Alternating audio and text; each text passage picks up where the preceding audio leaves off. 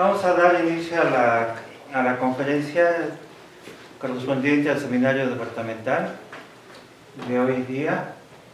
Tenemos el placer de recibir al doctor Efraín Mesura Montes. La invitación a la conferencia, vieron la semblanza de él. Él es graduado de nuestro departamento. Recibió aquí el grado de doctor en ciencias, asesorado por el doctor Carlos Cuello. Quisiera remarcar el hecho casi único de que el doctor Cuello y el doctor Mesura forman una pareja de asesor-asesorado, en donde ambos están en el nivel 3 del Sistema Nacional de Investigadores en el área de computación. En varias áreas se dan estos casos, pero en computación tal vez sea el caso único. El doctor Mesura es profesor de la Facultad de Física y Inteligencia Artificial. Ya nos separamos de los físicos. Ya nomás es inteligencia artificial. Es que quería también remarcar este otro Pero fuimos hecho notable de que en la Universidad Veracruzana existió en un tiempo la Facultad de Física y de Inteligencia Artificial, con esta denominación y esta especialidad. Entonces esta era una situación única en el país. Y bueno, Fren acaba de mencionar que ya se separaron, y entonces él actualmente es el director de la Facultad del director de Inteligencia Artificial del Instituto de Inteligencia Artificial. Así que sin más, pues le agradezco a Fren su presencia en participar, en trasladarse desde la hermana República de Veracruz a la Ciudad de México, desde el Estado Libre y Soberano de Veracruz, Flor de Lis. Ignacio de la Llave. Ignacio de la Llave. Y bueno, sin más, entonces voy a presentar la conferencia cuyo título ya lo leen: Computación evolutiva en imagenología médica, algunas experiencias y retos. Gracias, Eugenio. Muchas gracias, doctor. Bueno, pues buenas tardes, muchas gracias por atender la charla, por estar aquí. Muchos recuerdos, muchas bonitas experiencias y otras muy duras, pero bueno, aquí estamos. Gracias por recibirme, gracias por la invitación. La charla tiene la intención de ver una de las áreas de aplicación que hemos encontrado en el grupo de investigación allá en la Universidad Veracruzana, y pues donde se ha podido aplicar, creo yo, de manera interesante el cómputo evolutivo, que es pues mi área de especialidad. Bien, entonces, esta es la agenda de la charla. Gracias. Brevemente les hablo del instituto. Después vamos a hablar un poquito de cómputo evolutivo. Vamos a hablar de visión computacional muy brevemente para entrar en imagenología médica, y vamos a ver que la conexión tiene que ver con redes neuronales artificiales, que es la herramienta que nosotros utilizamos principalmente para resolver problemas en imagenología médica, y bueno, finalmente cómo hemos hecho algunas aplicaciones en conjunto utilizando estas tres áreas. Bien, estamos en el instituto, que efectivamente no tiene una historia larga, pero bueno, estamos ubicados en la ciudad de Jalapa, en la capital, en la zona montañosa central. Por muchos años estuvimos en una casa muy bonita, muy pequeña, en el centro de la ciudad, y desde hace 2 años, saliendo de pandemia, de hecho nos mudamos en pandemia, nada más con cajas y demás para dejar cosas, pero ya después, terminada la pandemia, empezamos a operar en las nuevas instalaciones, que son esos edificios que se ven ahí, y se ven los dos atrás. Y ahora, en esta inercia nueva que tiene la Universidad Veracruzana, estamos compartiendo instalaciones con la Facultad de Física y con la Facultad de Matemáticas. Entonces seguimos, fue un buen divorcio, pero seguimos viviendo juntos, entonces esas cosas que se dan en la vida. Ahí estamos, porque lo que busca la UB, antes los centros e institutos estaban separados de las facultades. Y pues eso estaba bien, pero no generaba sinergias, y ahora lo que buscan es que las facultades, los centros e institutos estén cerca para que se generen colaboraciones, y pues sí, de alguna manera, de manera cotidiana, pues esto permite más una interacción con los estudiantes de licenciatura. Está abierta la convocatoria para la maestría en inteligencia artificial, precisamente para entrar en agosto, ¿sí? Y pues esa maestría es histórica porque fue la primera en México, 1994, inició actividades para empezar a formar recursos humanos especializados en inteligencia artificial. 1994, entonces si nos ubicamos cada uno de nosotros, los que ya pintamos canas, ¿dónde entrábamos en el 94? Y a lo mejor algunos pues, estaban apenas en la cuna, o no sé, pero bueno, 1994. Un grupo de visionarios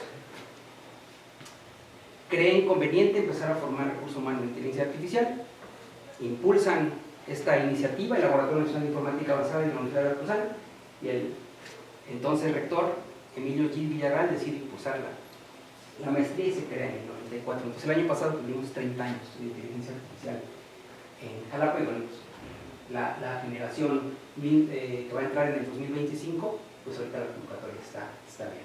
También tenemos ya un doctorado en inteligencia artificial que se nació en 2012 y bueno, también sigue operando igual que antes. Estamos agrupados en cuerpos académicos, al ser una universidad pública.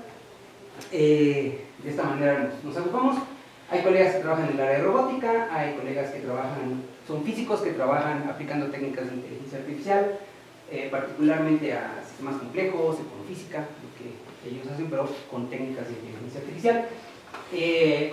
El último cuerpo académico se acaba de generar, es un tema ya más especializado de IA, que es específicamente sobre aprendizaje bayesiano, temas multiagentes, y en mi caso estamos en el primero, que es investigación y aplicaciones de la inteligencia artificial, ¿no?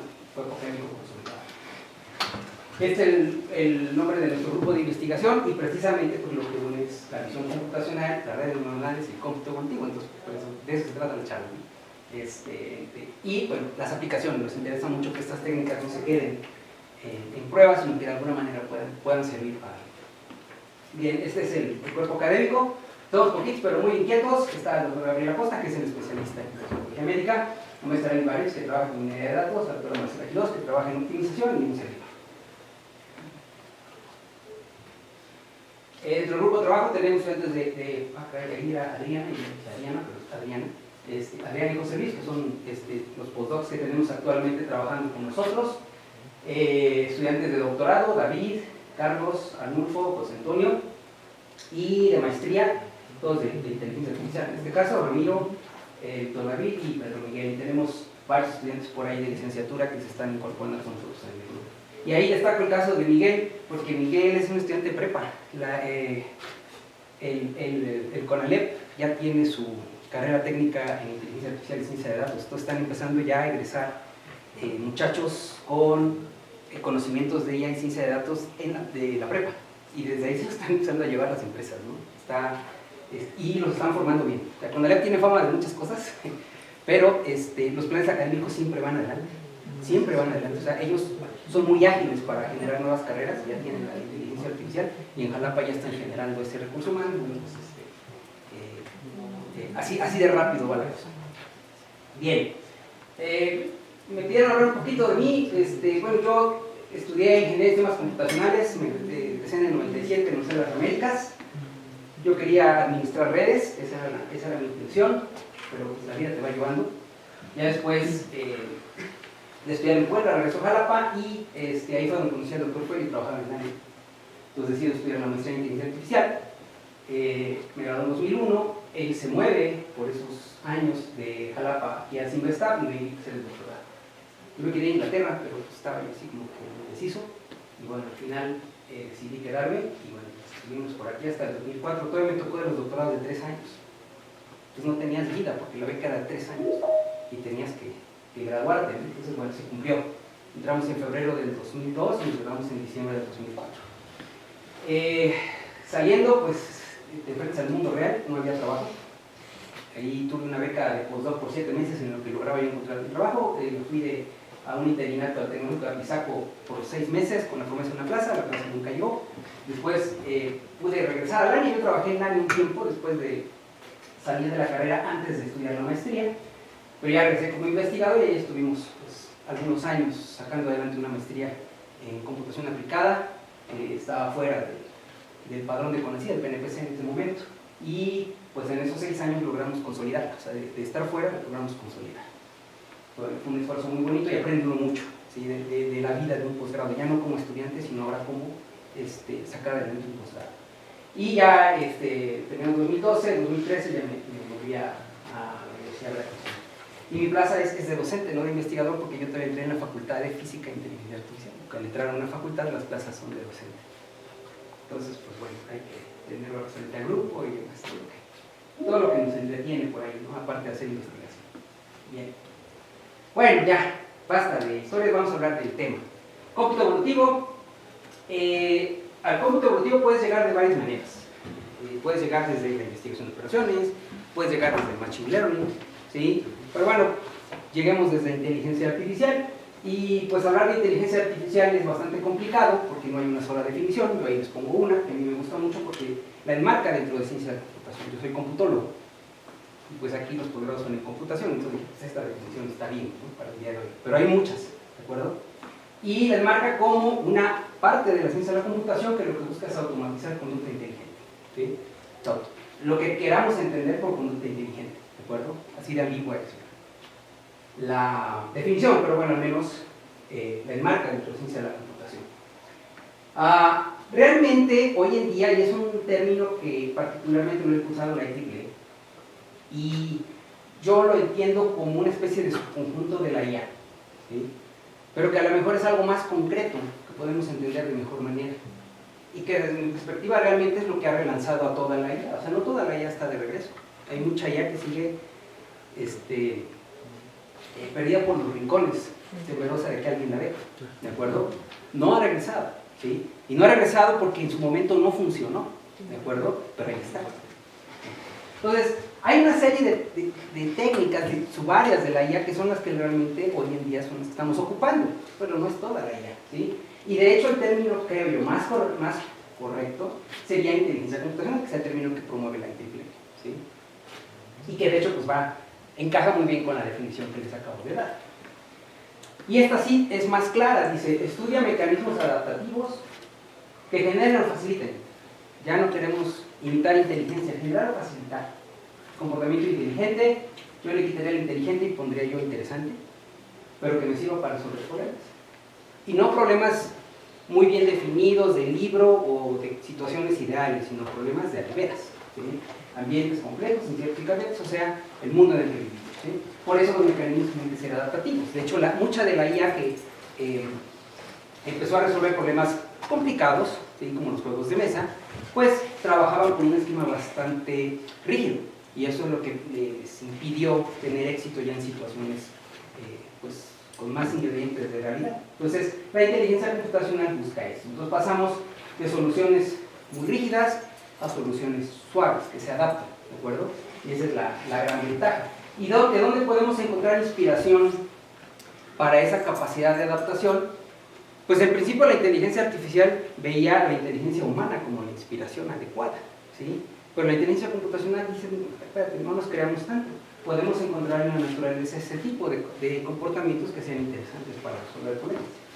Y dentro de la inteligencia computacional podemos encontrar varios paradigmas, varias, ¿no? Que muchas de ellas son las que hoy en día están muy de moda y pues que ya ocupamos de manera cotidiana, al menos en algunas aplicaciones, ¿no? Ya como usuarios finales. Y pues ahí está el cómputo evolutivo y la red de neuronales artificiales, que son, digamos, los dos que vamos a ocupar para atacar algunos problemas complicados en la red de genealogía médica. Entonces, en el caso del algoritmo evolutivo, pues precisamente esta adaptación de las especies para poder sobrevivir en un ambiente, pues con base en ello se genera una metáfora biológica y con base en esa metáfora biológica generamos un algoritmo de búsqueda, ¿sí? Un algoritmo de búsqueda que resuelve instancias complicadas donde la optimización tradicional o las técnicas de búsqueda tradicional ya no son tan buenas, y bueno, pues ahí es donde los algoritmos evolutivos tienen ese nicho de aplicación, ¿no? Y pues ahí les pongo el ejemplo con los osos, ¿no? Una que me gusta mucho, ¿sí? Los dos son osos, el gris y el polar, pero son diferentes. ¿Y por qué son diferentes? Bueno, pues porque los ambientes donde viven son diferentes, entonces se adaptan a esos ambientes para poder sobrevivir y cambian sus características físicas incluso, ¿de acuerdo?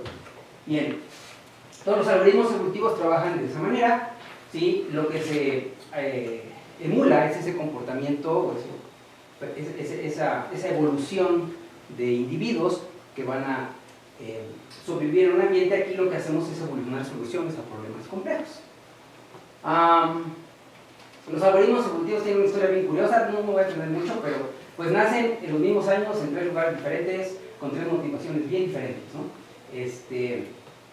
El más conocido pues, son los algoritmos genéticos de John Holland, en la Universidad de Michigan, pero también está la programación evolutiva de Lawrence Vogel, en la Universidad de California en Los Ángeles, y las estrategias evolutivas de Ingo Reichenberg y Hans Paul Schäfer, pero en los 60s surge la misma idea, evolucionar soluciones a problemas complejos. En el caso de los alemanes, en la Universidad Tecnológica de Berlín con Reichenberg, querían resolver problemas de ingeniería, querían diseñar una boquilla, las técnicas de optimización no les funcionaban y proponen evolucionar soluciones a ese problema.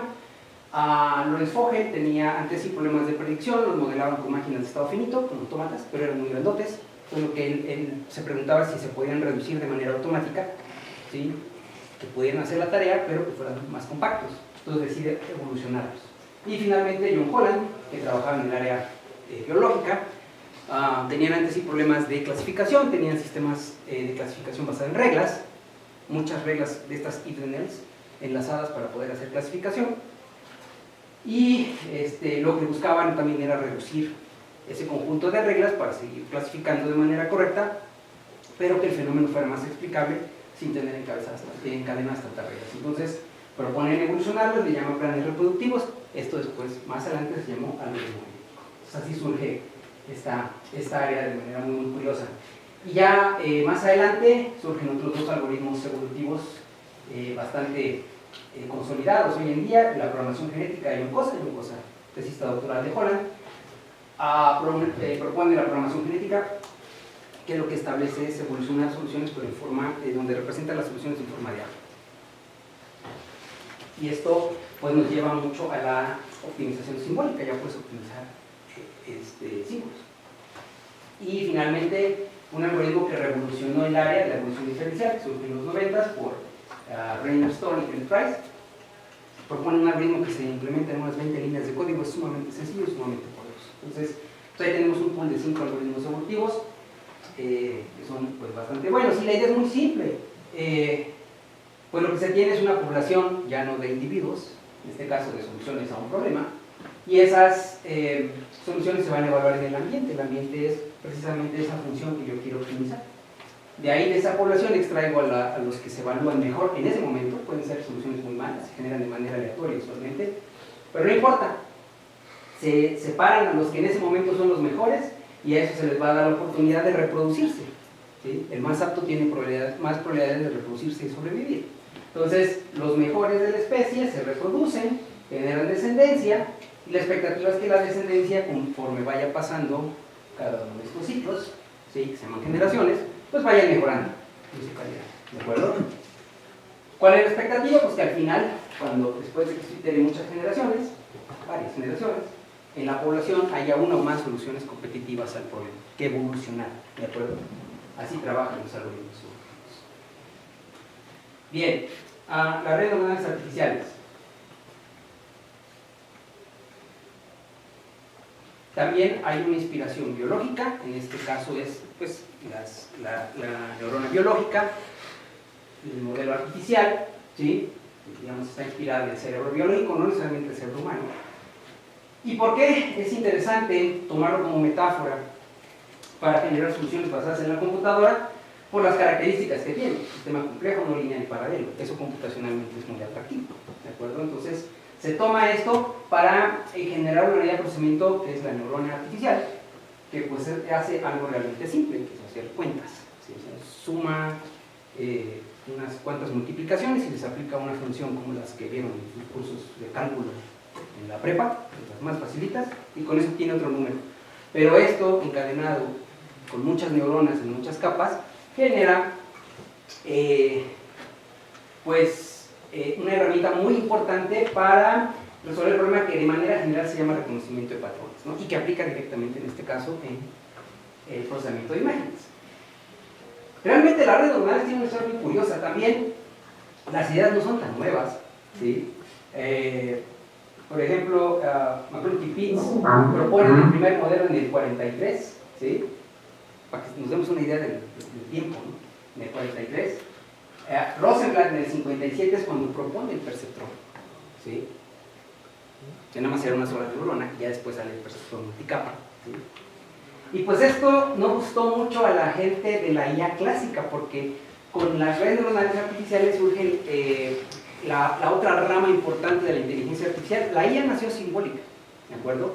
Todo se procesaba con símbolos. Y eso ayudaba mucho porque entonces los sistemas de alguna manera te podían explicar por qué estaban llegando a una cierta conclusión, porque todo lo representabas con símbolos, como nosotros lo hacemos, o creemos que lo hacemos, ¿verdad? Bien. Pasamos entonces a la IA conexionista, donde todo se procesa con números, quedamos que la neurona procesa de manera numérica. Entonces, en 1960, Marvin Minsky, que es uno de los padres de la inteligencia artificial, se publica un libro que se llama Perceptron, criticando a las redes neuronales artificiales, ¿sí? Y bueno, las apagó por mucho tiempo, ¿de acuerdo? Pero como el ave fénix, regresaron de sus cenizas, y pues en el 2018, después de que se proponen las redes neuronales profundas, pues hasta sus creadores, Benjo, Hinton y LeCun, pues les dan el premio Turing, ¿no? En 2018, ¿de acuerdo? Entonces tal vez Minsky, pues, digo, con todo respeto, mejor la crítica, pues simplemente alentó lo que a lo mejor hubiera podido llegar un poquito antes, con un poder de cómputo adecuado, ¿sí? Al grado de que, pues ya hasta dan premios Nobel por trabajar con redes neuronales artificiales, ¿no? Pioneros como Hopfield, de la red de Hopfield, que es un modelo muy sencillo y muy bonito, ¿sí? De redes recurrentes, redes neuronales recurrentes, y pues Hinton, como los primeros desde el área de la física, porque bueno, computólogos, ¿no? Que propusieron las bases de la red de neuronales artificiales del día de hoy, pues se ganaron el premio Nobel. Y esto ha creado controversia, creo que tendría que ver un área de computación, un área tecnológica, los Nobel, pero bueno, para que los buenos trabajos de los físicos también reciban el reconocimiento que requieren. Pero bueno, esa es otra historia. Ok, cuando trabajas con redes neuronales, pues artificiales, hay muchos tipos, ¿sí? Muchos tipos de redes. Y la pregunta es, pues, ¿cuál será el más adecuado para el problema que yo quiero resolver? Es una de las primeras preguntas que uno se hace cuando trabaja con redes neuronales artificiales. Y de hecho, una vez que escoges un cierto modelo, de todas maneras tienes que preguntar muchas preguntas, ¿sí? ¿De qué manera va a aprender? ¿Cuántas capas? ¿Cuántas neuronas por capas? ¿Los tipos de conexiones? ¿Las funciones de activación? ¿Sí? La tasa de aprendizaje, o sea, los superparámetros en general del diseño de la red, ¿sí? Entonces, no tan solo escogerla, sino diseñarla.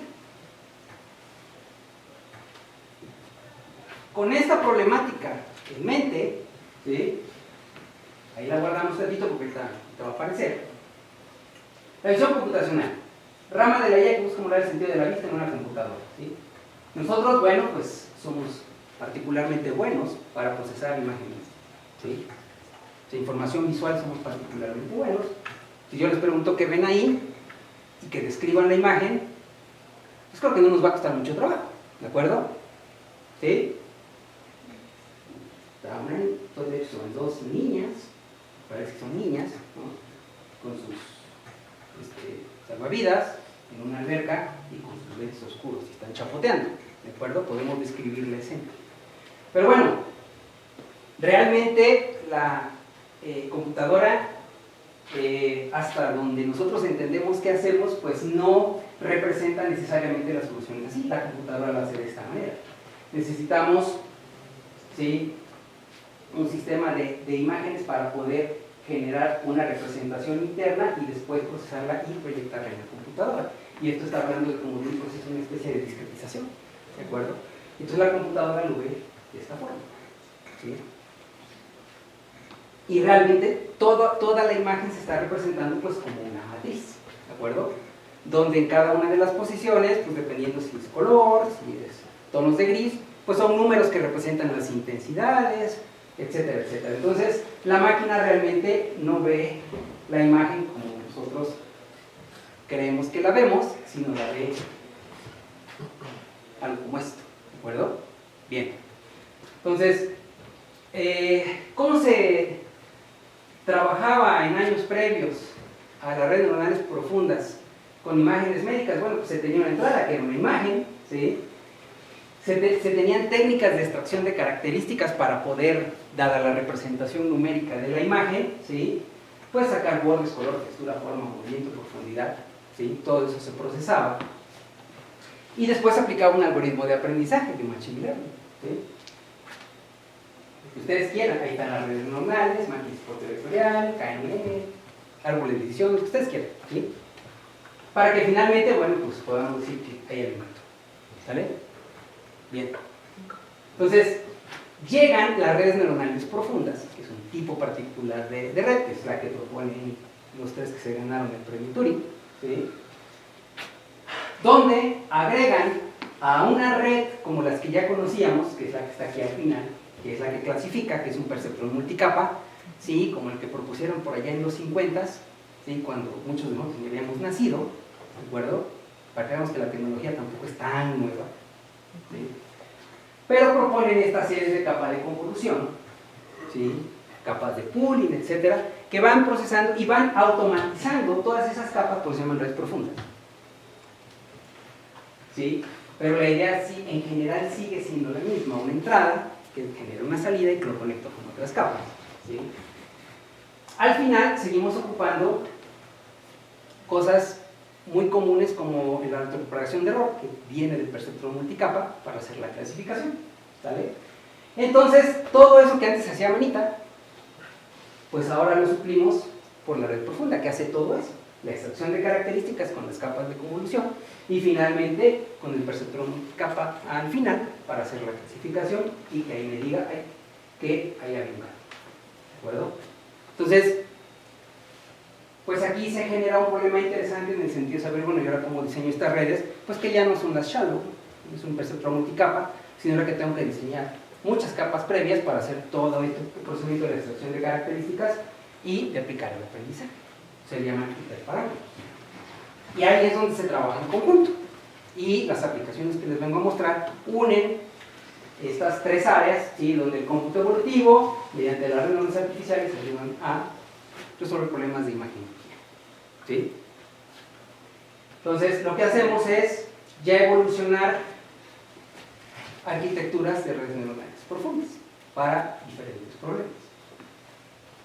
Y bueno, aquí se pone interesante porque ahora tengo de alguna manera que representar la complejidad de una red profunda como un individuo del algoritmo evolutivo para que puedan evolucionar y que al final el algoritmo evolutivo me entregue una solución muy buena a mi problema, o sea, una arquitectura de red que sea competitiva, optimizada hasta cierto punto para resolver una tarea particular. Y hay muchas maneras de representarlas, ¿sí? De hecho, por ahí tenemos un survey nada más de cómo representar las redes profundas en un algoritmo de búsqueda para poder optimizarlas. Entonces, ese ya es todo un tema, ¿sí? Y es un tema, obviamente, por lo complejo. Entonces, aquí les pongo ya unos ejemplos. Este trabajo es de José Antonio. Aquí lo que hacemos es segmentar imágenes médicas. Y decidimos ocupar una red profunda muy particular que se llama la UNet, porque tiene una forma de U, ¿sí? Para poder hacer el proceso de segmentación. Pero esta arquitectura es particularmente compleja, las UNETs suelen ser muy grandotas, ¿de acuerdo? Entonces, lo que nosotros hicimos para realizar esta tarea de segmentación, ya lo publicamos ahí en una revista, en un número especial, lo hicimos ocupando programación genética, que representa en forma de árbol las soluciones. ¿Y por qué? Porque eso nos permitió, aquí por ejemplo les muestro en cada una de las columnas, es un conjunto de imágenes, ¿sí? De COVID, del corazón, del hipocampo, etc. ¿Sí? Y lo que vamos viendo acá, ¿sí? Es qué tipo de funciones está utilizando, ¿sí?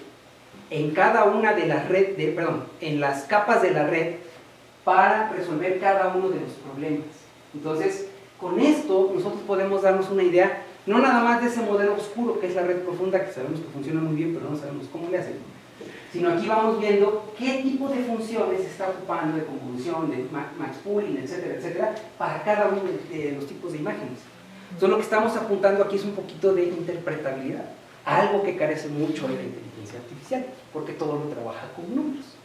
Entonces, esto nos permite de alguna manera entender para un cierto tipo de imagen donde está haciendo la segmentación de una zona de interés, ¿sí? ¿Qué tipo de procesamiento lo está ocupando, ¿sí? Dentro de la red profunda que estamos evolucionando?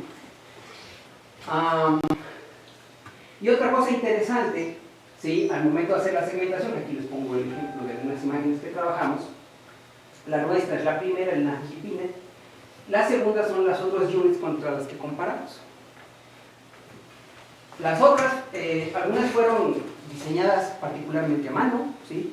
Y los números que ustedes ven ahí son el número de parámetros, que es una manera de medir el tamaño del modelo. Entonces, por ejemplo, la unit original tiene 31 millones de parámetros, 31 millones de parámetros, ¿de acuerdo? Nosotros, haciendo la neuroevolución de una unit, ¿sí?, encontramos redes, por ejemplo, para COVID de 6 millones de parámetros, para Drive también de 6 millones, y por ejemplo, para la de DC encontramos una red de menos de 3 millones de parámetros.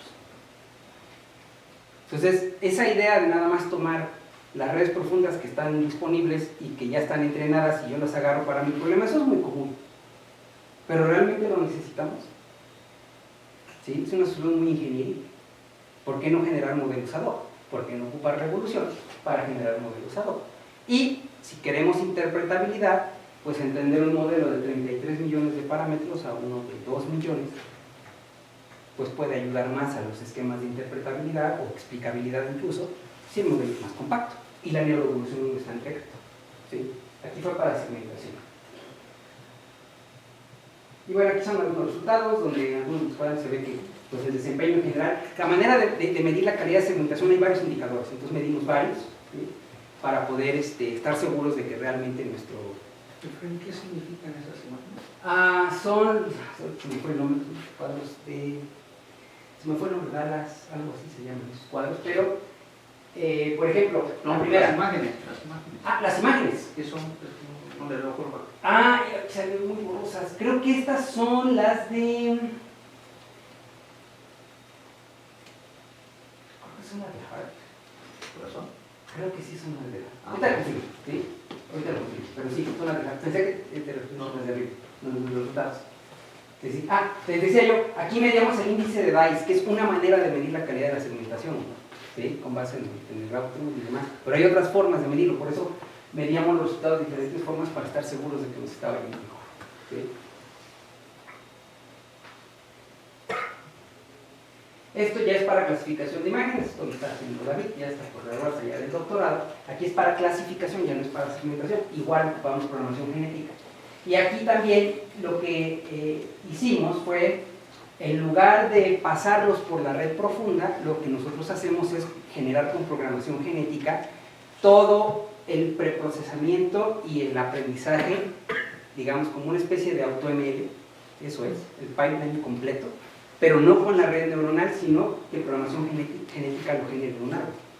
Y entonces tú puedes ir viendo qué funciones va ocupando, con qué parámetros y qué algoritmo de aprendizaje utiliza para hacer la clasificación. Y eso también nos permite visualizar. O sea, después de aplicar cada una de las funciones, podemos ir viendo cómo se va visualizando la imagen, y pues esto le ayuda a la persona que está haciendo la interpretación, cómo es que está haciendo, digamos, después de aplicar cada una de estas técnicas de preprocesamiento y de extracción de características, para poder ir dejando la imagen lista para el proceso de clasificación. Entonces, pues eso está interesante. Por ejemplo, aquí les pongo un ejemplo un poquito más grande. Esto fue de COVID, ¿sí? Entonces ustedes están viendo por ahí que aplica varias funciones, con qué parámetros los está ocupando y cómo se va viendo la imagen. Y al final, cómo la clasifica, si fue COVID, normal o neumonía, por ejemplo, ¿no? Y qué tipo de algoritmo de aprendizaje está utilizando. Todo lo que la red profunda lo maneja de manera oscura, aquí lo podemos ver, con programación genética. Otra vez, abonando a la interpretabilidad, todavía no explica, más bien interpreta, todavía, ¿sí? Igual con programación genética. Generación de datos. Hoy en día existe por ahí la creencia de que pues estamos en la era de los datos y por eso el machine learning es tan importante, porque hay datos para todo. Pero particularmente en el dominio médico tenemos un gran problema, ¿sí? No tenemos los suficientes datos para poder generar un modelo adecuado, ¿sí? ¿Y por qué esto sucede? ¿Por qué creen que en el dominio médico tenemos ese problema, si hay tanto enfermo?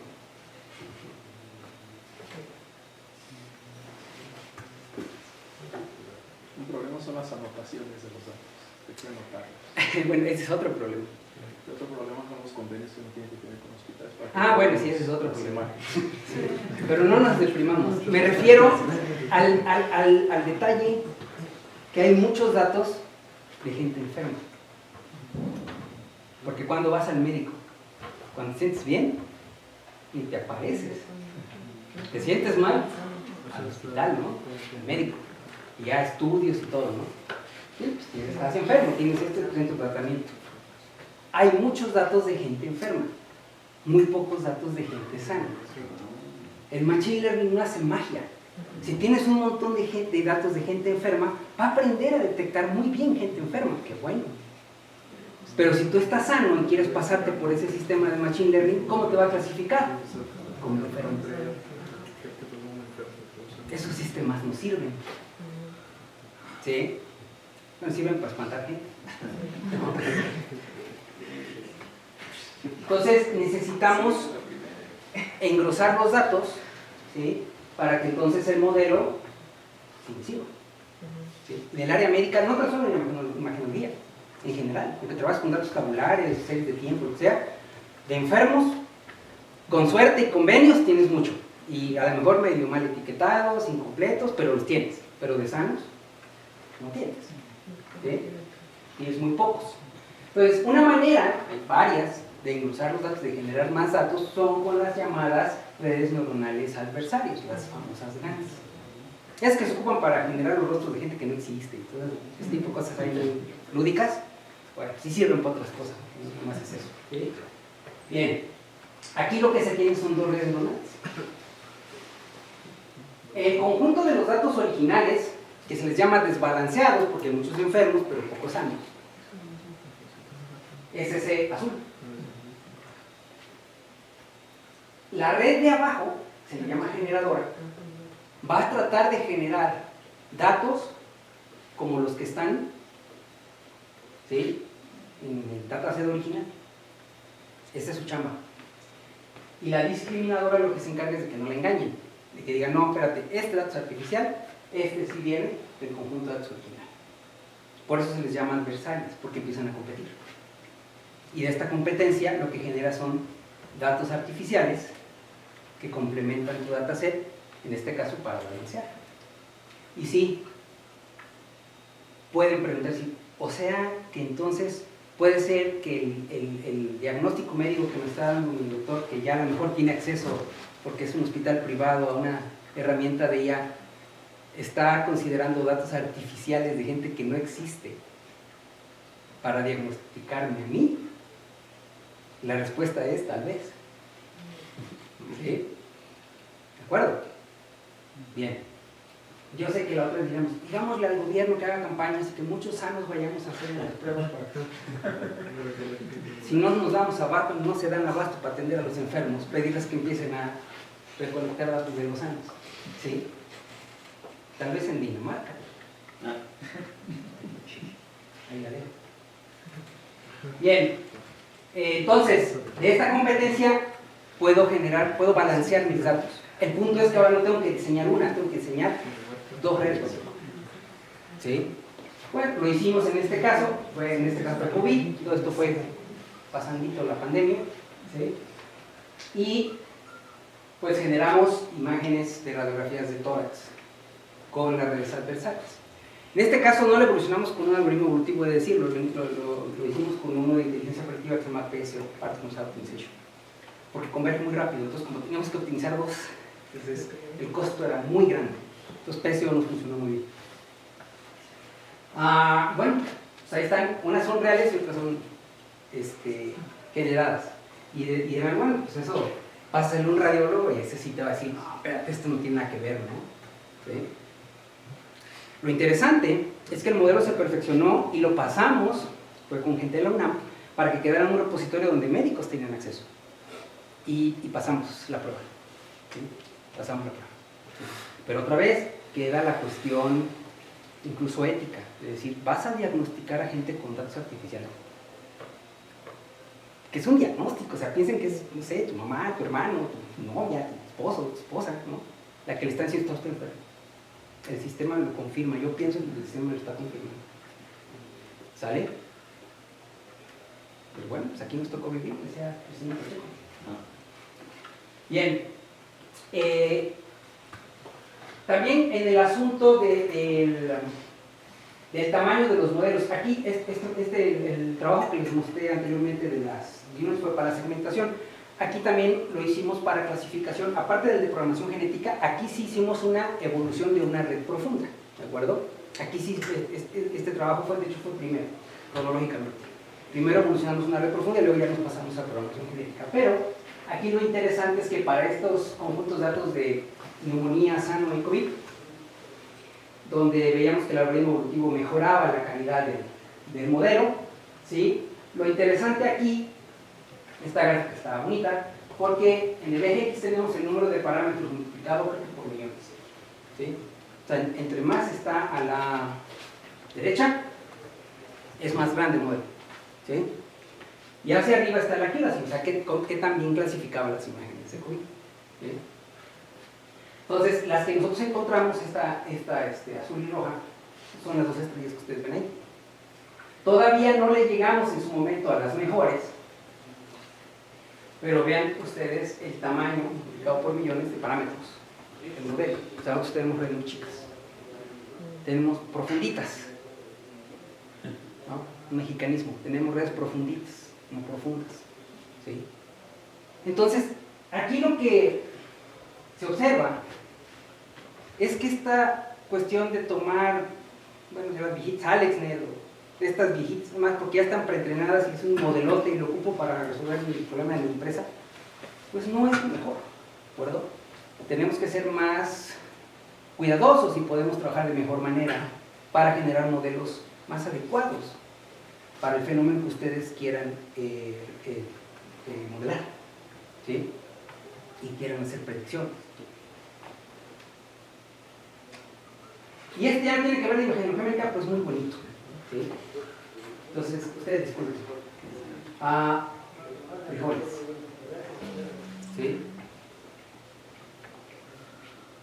La cantidad de una sustancia que yo bien abierto no alcanzo a entender, porque esto se hizo con el Centro de Investigación y Estudio en Alimentos de la Universidad Veracruzana. De acuerdo a la coloración de los frijoles, que hay muchísimos, yo nada más conozco los negros, los varios y los pintos, pero hay muchísimos. Dependiendo de la coloración, es el nivel de antocianinas que tienen los frijoles. Y esto es importante para la gente de alimentos. El problema es que para determinar las antocianinas se hacen estudios químicos que son carísimos. Entonces la pregunta era, ¿podrá acaso la imagenología, tomando una foto del frijolito y los colores que tiene, estimar el nivel de antocianinas y con machine learning aprenderlo, ¿sí? Y evitarnos el costo de todos esos procesos químicos que hay en ese centro? Lo hacen, pero con unas muestras muy pequeñas porque salen muy caro, ¿sí? Y aparte, mantener los equipos también es caro y todo es caro, ¿sí? Y apoyo a la ciencia de México. Entonces, esto que es muy caro se podrá hacer con imagenología médica, nomás tomándole una foto al frijolito, ¿sí? Pues eso fue lo que se hizo en un sistema completo donde están los frijolitos con sus diferentes coloraciones, tonalidades. Se creó un espacio adecuado donde está la cámara al mismo ángulo, a la misma distancia, a la misma iluminación para estar tomando frijolito por frijolito, ¿sí? Las imágenes. Porque sí, jóvenes, la inteligencia artificial es bien caprichosa, le tienes que dar la imagen así, porque si no, no te va a contestar lo que tú quieres. Así de mala es la IA, ¿sí? ¿De acuerdo? Si no le das los datos como ella lo quiere, olvídate de tener buenos resultados, ¿sí? Bien, entonces, después hizo la segmentación de las imágenes de los frijolitos, se dividieron por las tonalidades observadas, y bueno, ya se generó el modelo adecuado, ¿sí? Para poder estimar las antocianinas. Aquí lo que ustedes ven es que para diferentes tipos le llaman landras, de frijoles, ¿sí? Disculpen ustedes, eso no sé más, ¿sí? Porque yo ya no llegué hasta allá, pero José Luis, si está así, Ustedes están viendo ahí tanto el pH Differential Method, ese es el CAR, el de laboratorio, ¿sí? Y están viendo otras aproximaciones. Lo que hicimos nosotros, ahí aparece uno que se llama DBGA. Nosotros generamos una red neuronal con un algoritmo evolutivo y fue la que tuvo los resultados más parecidos a los del estudio laboratorio CAR, ¿sí? Si ocupaba redes grandotas, no funcionaban bien. O sea, en este problema esas no funcionaban bien. Sí requerimos de ese modelo en particular, por eso quise poner este ejemplo, ¿sí? Y bueno, ya me callo. Si quieres saber chismes del instituto, estamos en Facebook, estamos en X, y tenemos un canal de YouTube que se llama Código IA, donde buscamos hacer divulgación, desmitificar a la IA, que se conozca como lo que realmente es, perderle miedo y utilizarla de manera responsable. ¿De acuerdo? Entonces para eso está ahí el canal de IA y listo. Muchas gracias. Bueno, gracias.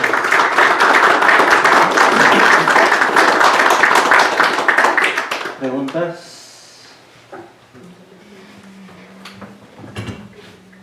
¿Preguntas? ¿Críticas? ¿Dudas? Bueno, ¿por qué te metiste con todos los problemas de imágenes médicas? Yo por eso no me he metido a esa área de imágenes médicas, porque no tengo la contraparte, el convenio con el hospital, Los médicos, con la clínica. Sí. Y aparte, como tú dices, la computadora no es la visión, la inteligencia artificial es pues no hace cosas de la nada, ¿no? Me he metido un montón de gente a pedir un sistema de inteligencia artificial con una sola imagen, ¿no? Automatizarlo cuesta. Sí. Y si es para imágenes médicas, le metes dos broncas de los pacientes y el costo. ¿Cómo lo ves las expectativas? Es complicado. De hecho, ahora ya para publicar en revista te piden haber pasado por un comité de investigación y por un comité de ética. Te dan una clave y ya con eso, cuando quieres mandar a una revista, puedes que te lo revisen el artículo. Si no, no lo revisen. ¿Por qué? Porque mucho de esto pues, requiere consentimientos informados a los pacientes y demás. Entonces es todo un tema lo que comentabas, ¿no? Ese tipo de complejidades. Ahí la ventaja que tenemos es que la UB pues, tiene el Instituto de Ciencias de la Salud, el Instituto de Salud Pública, otros, el de investigaciones biológicas, o sea, tienen varios, donde ahí están los comités de investigación ética y los colegas del área, al otro nada más nos consultan la parte tecnológica, ¿no? Técnica de esto, y ya se elabora el protocolo, ellos hacen pues el escrito para pasar estos filtros y ellos tienen los convenios con médicos y hospitales. Pero no quiere decir que es fácil, simplemente que ellos se encargan, pero es complicado, es muy complicado, ¿sí? Porque nunca tienen tiempo y se entiende los médicos, ¿no? O sea, te dan un ratito y a la carrera y al otro día te quedan mal porque ya hacen una urgencia y demás, entonces es muy complicado. Y como no hay un mecanismo también para que los médicos se puedan de alguna manera descargar y dedicarse más a investigación, salvo en lugares muy particulares, ¿no? El hospital de nutrición, no sé, siglo XXI, cosas así ya muy particulares. Si tú te vas al hospital en Jalapa y demás, es muy complicado, muy complicado. Entonces, pues ahí también tengo la fortuna de que estos institutos, pues, últimamente hemos colaborado bastante en esto, pero sí, no es fácil, ¿no? Hay que aplicar mucha piedra y tener mucha paciencia, porque también lo del comité de ética no es a la primera, son muchas iteraciones hasta que ya te lo aprueban. ¿Y tú has puesto bases de datos públicas? Algunas por ahí sí, depende mucho de los colegas, es que ahí nosotros ya no, nosotros sí que lo que ellos nos digan. Lo ideal es eso, de hecho en ciertas editoriales te piden que los datos estén públicos, y si dices que no, tienes que echarte una justificación de veras, o sea, que el Santo Papa dice que no, entonces por eso no, pero si no, tienes que poner públicos. Sí, de hecho ya cualquier que sea simulación hay que poner los datos, ¿no? Correcto, porque si no para correcto. duplicar eso, quién sabe. Correcto, sí, y más en cuestiones médicas. Muchas veces te tienes que ir con datasets públicos, ¿no? O sea, ya no hay otro. Pero pues si tienes esa facilidad, aunque también luego en ese tipo de estudios los datos no son muchos, ¿no? Si olvídate que estén desbalanceados, tienes bien poquitos. Si quieres aplicar una red profunda, de chiste. Sí, Ya. sí es una bronca. ¿Qué plataformas computacionales se utilizan para el procesamiento? Pues vivimos muchas veces de comprado y prestado. En términos de hardware, pues nos tenemos que pagar colab. Por ahí hemos metido algunos proyectos de supercómputo de la ANCAD, por ejemplo, de la Benemérita de Puebla, y ahí para hardware. Y de software, Python y MATLAB, es lo que principalmente ocupamos. ¿Colaboran entonces con la supercomputadora de Puebla? El año pasado, lo de segmentación, eso hicimos algunas ejecuciones ahí. Bien. El de la Benemérita, y este año tenemos acceso de la ANCAD para supercómputo también, y ahí vamos a seguir trabajando. Ya, ahora has mencionado la multidisciplinariedad de la Universidad Veracruzana y esas colaboraciones entre diferentes grupos de investigación en la Veracruzana. Pero, ¿han tenido usuarios externos? Vía directamente el Instituto de IA, no. Ellos sí tienen esos enlaces. Esa es la gran fortuna, ¿no? Ajá. Sí, pero nosotros directamente sí llega como dice el doctor de la Fraga, o sea, de repente llega alguien con una, pero le dices, no, espérate, pues es que no, o sea, con eso no vas a poder, ¿no? Tienes unas cuantas imágenes, no tienes el consentimiento informado firmado, o sea, desde ahí no puedes arrancar, porque, bueno, puedes hacer algunas cosas, pero van a quedar ahí guardaditas, porque no puedes llegar a más, ¿no? Entonces, sí, esto se da más con los colegas de esas áreas, ¿no? Ok. Ahora también en la generación de datos, obviamente es una cuestión bastante importante. Se antoja que los datos generados van a estar sesgados por los algoritmos de extrapolación que utilices. Sí, definitivamente hay un sesgo. O sea, entonces, ¿cómo validas la correctitud de los datos generados? Bueno, a ver. Para jalapeños. Evalúa, o sea, las conclusiones van en términos del conjunto de datos que tú tienes. No, digamos, y de hecho, muchas veces nos ha pasado que, por ejemplo, dices, mira, para esta enfermedad están estos datos que son de la India, ¿no?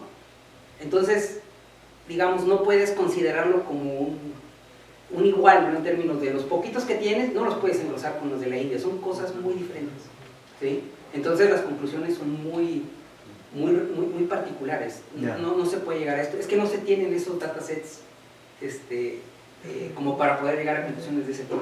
Sí, queda todo a nivel de la muestra que uno tiene. Bien, ¿alguna otra pregunta? Sí, por favor. Pues muchas gracias por la plática. La verdad es que la experiencia es algo que nos sirve mucho como estudiantes.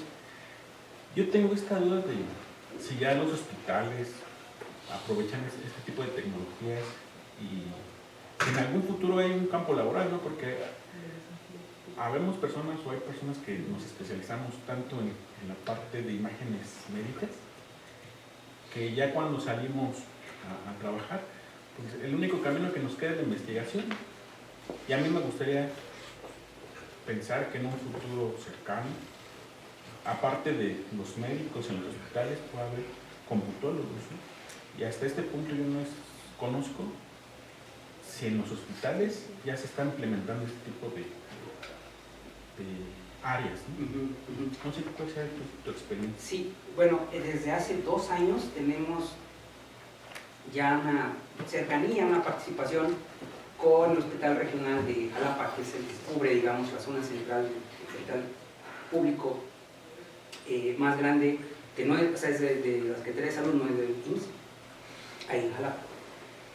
Y de las charlas y los seminarios que han dado con ellos, por ahí me enteré que efectivamente hay hospitales privados de conocidos nombres, pero pues bastante conocidos, ¿sí? Que ya tienen acceso, por ejemplo, a Watson, de IBM, ¿sí? Ahí sí ya tienen acceso a ese tipo de plataformas, pero pues son muy caras. Ahorita estamos haciendo colaboraciones, por ejemplo, también, eso no lo mostré porque estamos trabajando todavía, para detección de pólipos colorectales al momento de hacer la colonoscopía para el cáncer de colon. Ya hay sistemas que te permiten hacer primero la detección y luego la segmentación del pólipo para que entonces el médico lo pueda quitar y se vaya a patología. Ya los hay, pero son carísimos. Entonces nosotros estamos tratando de generar uno de bajo costo para que en una clínica pues, se pueda ocupar, ¿no? Para ayudarle al gastro que es el que se encarga de hacer ese estudio. Entonces, sí se está dando, ¿sí? Sí, digamos, me platicaban que Watson, que ya está en ese hospital privado, pues sí requiere de gente que lo monitore, no nada más el médico que lo utiliza, ¿no? O sea, sí hay ese campo de trabajo.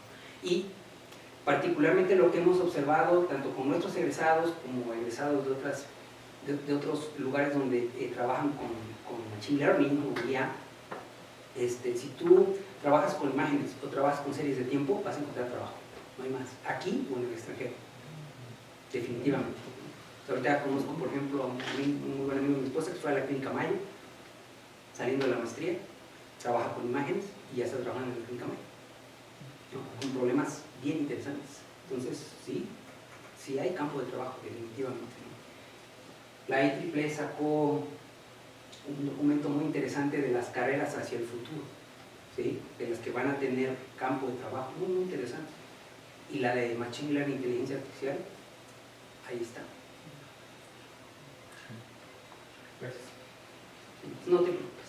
¿Alguna otra Tu vida está pregunta? resuelta. Sí, pues compañero. En problemas médicos, ¿qué exactitudes es aceptable para ese tipo de modelos? Depende del problema.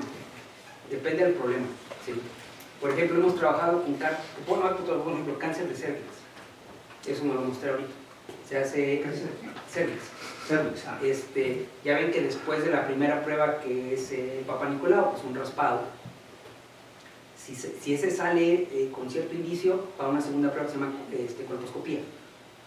La colposcopía es depositar una sustancia blanca en el tejido y el ginecólogo, el experto, observa los cambios de coloración y puede detectar ciertas zonas, ¿no? Que están posiblemente con presencia de la enfermedad.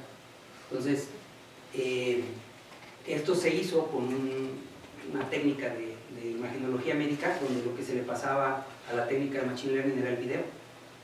Entonces, aprendió a detectar los cambios de coloración, que al final son series de tiempo. O sea, realmente lo que estabas haciendo era clasificación de series de tiempo. La bronca es que luego son muy ruidosas, pero ahí es donde ya no quiero separar. Bueno, en esos casos, sí nos pedían forzosamente arriba del 90% y de preferencia arriba del 95%. Hay otro tipo de patologías donde dicen, bueno, pues ahí un 85, 90% es suficiente, pero usualmente son altos, ¿sí? Pero ya ahí varía dependiendo ahora sí, de la enfermedad. Muy bien, ¿alguna otra pregunta? No aprovecho. A ver, sí, por favor. Tengo la curiosidad yo trabajo más o menos en lo que tú haces. Tengo bastante experiencia en entender este tipo de algoritmos. Lo que sí no me he metido, fíjate, es a evolucionar redes convolucionales, porque entiendo que computacionalmente demora mucho tiempo, ¿no? Sí. Entonces, no sé en tu experiencia, supongo que al principio, que en la función objetiva debe haber alguna cuestión de reducir número de parámetros o algo. Entonces, al principio empiezan muy lento y van a acabar un poquito más rápido, ¿no? Porque las mismas soluciones se van haciendo más chiquitas. Pero, en tu experiencia, ¿cuánto demora, por ejemplo, tener una red ya en tiempo de ejecución funcional? Porque sí, es la decodificación y luego no solamente la evolución, sino el entrenamiento de cada red, ¿no? claro. Y cada red es un individuo, ¿no? de toda una Correcto. Ajá. Sí, el proceso es costoso, puedo hablar de semanas, ¿no? Varias. Pero ahorita la investigación, en lo que tiene que... De hecho, neuroevolución es un tipo particular de un término que ahora ya que cubre más, que se llama Neural Architecture Search. La neuroevolución ocupa evolutivos, pero puedes ocupar otros algoritmos de búsqueda, otros metaheurística, recursivo simulado, búsqueda local, búsqueda literal, lo que quieras, ¿no? Para hacer la búsqueda de las arquitecturas. Ahorita, dentro de NAS, hay dos temas que nos ocupan mucho.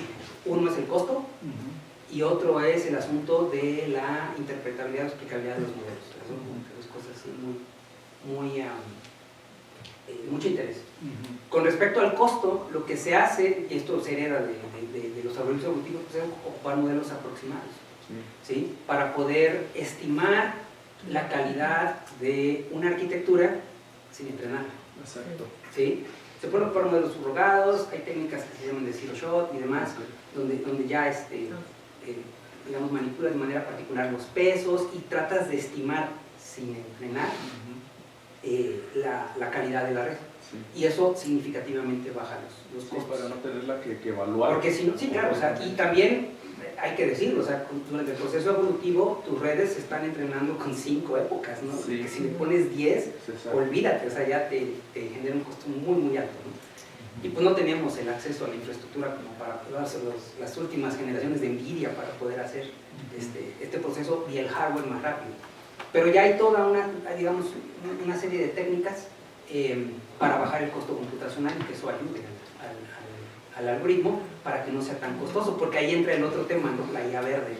O sea, estamos generando una IA que ya tiene una huella de carbono importante, ¿no? Del daño que estamos haciendo al planeta. En primer lugar, para mantener los data centers, ¿no? Toda la energía que se requiere, necesitamos una IA mucho más barata. Entonces, en ese sentido está ahorita la serie de esfuerzos. De hecho, este trabajo, por ejemplo, el que les mostré de José Antonio de segmentación de imágenes, ahorita donde nos hemos metido, nos hemos clavado, porque NASGPNet es costoso, es en bajar el costo. Sí. Con estas técnicas, ya hay surveys, de hecho, sobre técnicas para bajar el costo. Okay. Pero todavía es muy, o sea, tienes que escoger o diseñar una muy particular para tu tipo de problema. Sí, todo es muy manual esa parte, ¿no? Sí. Si bien automatizas la generación de la red, Pero toda la todo parte, lo sí. sí, es muy manual, sí. Sí. Y otra pregunta, una duda más, veo que has hecho esta de la generación artificial de datos, ¿no? Para pues, balancear mejor las clases, ¿no? Y ahí, no sé si has comparado con la clásica técnica de generación artificial, pero simplemente las mismas imágenes que existen, pues hacerles transformaciones. ¿Qué tanto se gana haciendo la generación artificial con respecto a una clásica generación artificial? Primero hicimos pruebas de, ya sabes, rotación, traslación, escala, brillo y un sí, montón de cosas. pero en este tipo de imágenes no funcionaba muy bien. Okay. Las GANs sí lo hicieron. Y aparte otra vez, pues por eso dimos el paso para que también los médicos las vieran, ¿no? Y nos dieran su opinión en ese sentido, ¿no? Y tener un dato pues un poquito más real que el mismo pulmón de un paciente volteado. ¿No te salían cosas extrañas a veces? Sí, en los inicios no sí. existe. Sí, correcto. Sí. Sí, de hecho las GANs tienen un problema. Sí, porque tengo un estudiante que empezó a trabajar con eso se desvanece el gradiente y para genera generar más fotografías y raras. dicen que salían cosas extrañas. Correcto. Sí, definitivo. Sí. Digamos, clínicamente podrían servirnos, ¿no? Es que eso es lo bonito de tener al experto, porque muchas veces tú generas el modelo, 95%, no todo dar, esto lo voy a publicar ya. Sí. Y ve al experto el modelo y dice, estas variables no tienen nada que ver, Sí. o sea, aquí algo anda mal, y son los datos, o sea, vienes desde los datos. Entonces ahí vas para atrás, ¿no? Porque realmente el modelo, el fenómeno que está representando tu modelo no es el que viene de los datos, estás haciendo otra cosa. Entonces cuando tú nada más trabajas con datasets, los que están ahí en la UCI, pues sí, qué bueno, 95, 98%, sí, qué bueno, publicas, ¿no? ¿Qué tanto va a servir eso? Si tienes al experto, el experto es el que te da, no, espérate, esto no tiene sentido, este árbol de decisión no tiene sentido. 95% no tiene sentido, esto no es el fenómeno que estamos estudiando. Ahí va. Compañero. Gracias. Otra pregunta. Hablando de COVID, pensemos que ya tenemos toda la información que se ha generado con respecto a imágenes, con respecto a procesos y todo eso. Si fuera 2019, ¿tú crees que habría un cambio ahorita?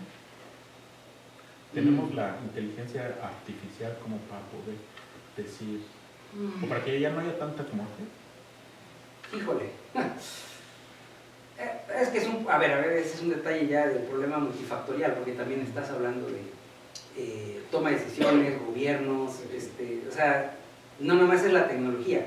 Y en mi experiencia, este tipo de cosas que pueden ser muy útiles, cuando llegas con el tomador de decisiones, sea el gobierno y demás, no te dicen, padrísimo, vente, vamos a presentarlo a todos y que todo el mundo lo ocupe. No. Espérame, vamos a ver, pues luego vemos la propuesta, la dejas aquí a mi asesor, no es tan fácil. No es tan fácil, aunque los resultados fueran muy buenos. Sí, ahí entras en otra dinámica, ¿sí? Compleja. Pero hablando desde el punto de vista tecnológico, o sea, dejemos la parte. Bueno, hablando de COVID y de las radiografías de tórax, digamos, por ejemplo, el diagnóstico, yo creo que eso sí podría haber ayudado un poco más, ¿no? Pero también estamos hablando de que está la infraestructura para que los neumólogos o los otorrinos tuvieran esto y dijeran, a ver, tráeme tu radiografía, a ver, sí, COVID, ¿no? Digo, y a lo mejor en hospitales privados, a lo mejor sí, ¿no? Pero en la Sierra de Zongolica, en Veracruz, en la clínica que atiende, no creo que ese sistema estuviera presente. Pero les digo que es una problemática muy fea, muy compleja. Ok. Bueno, en nuestros programas académicos siempre hemos estado abiertos a colaborar con otras instituciones y a que nuestros propios estudiantes colaboren con otros grupos. ¿Qué tanta receptividad habría de Veracruz, de la Universidad Veracruzana, en recibir estudiantes nuestros, ya sean instancias académicas o direcciones de tesis?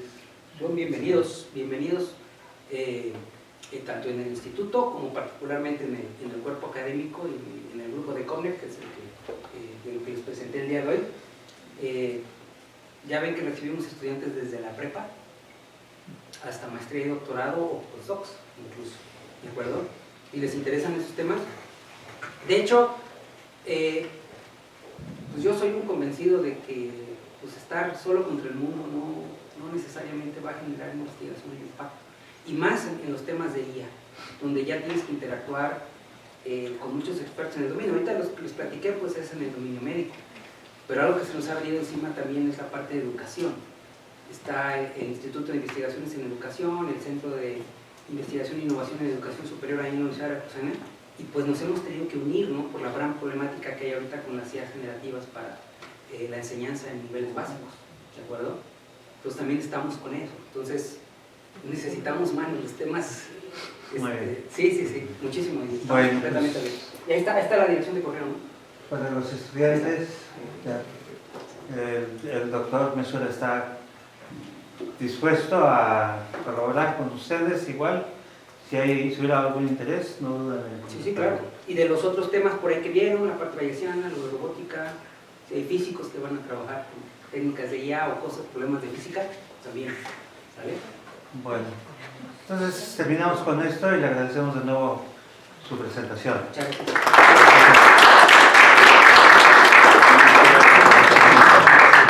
Gracias.